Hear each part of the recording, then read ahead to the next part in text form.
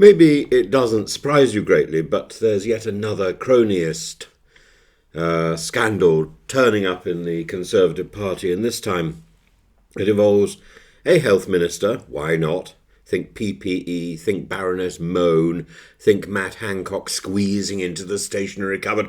Ooh, let's make it move. I want an HB pencil with a rubber on it.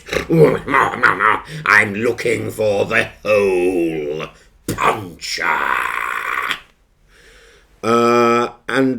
So this time it's about a health minister, the Department of Health and Social Care, DHSC, and a lucrative contract awarded under questionable circumstances, drawing parallels to all the previous scurrilous behaviour that's been going on through the present government and the health service and so on. So this is about a man called Nick Markham, who's been accused of cronyism for his role in ensuring that a £137,000, £460,000 contract was awarded to iDevelop. It's in the name, isn't it? A management consultancy run by his friend, his chum, Nigel Craney, and the decision was made despite detailed objections from civil servants. Well, what do they know? Anyway, they don't really do very much work. They're just bureaucrats pen-pushing their rubbish around the place in the NHS. Many of them are not fully qualified. You know, people who are... And when I use the term bureaucrat, I'm using the term to cover particularly the higher management of NHS trusts. So, officials within the DHSC raised concerns about potential conflicts of interest and the reputational risks associated with awarding the contract to Craney's firm without a formal tendering process. Communications obtained under Freedom of Information laws by The Guardian have revealed that Markham overrode these concerns and insisted on the contract. And internal documents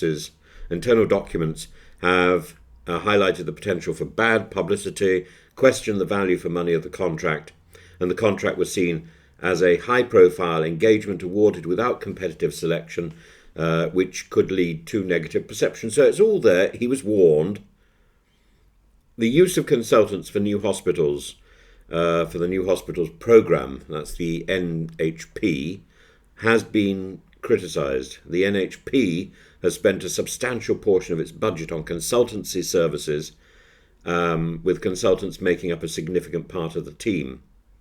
The Public Accounts Committee, the report in November, criticised the over-reliance on these consultants, pointing out that 62% of the NHP team were consultants in February 2023, leading to concerns about continuity and increased costs.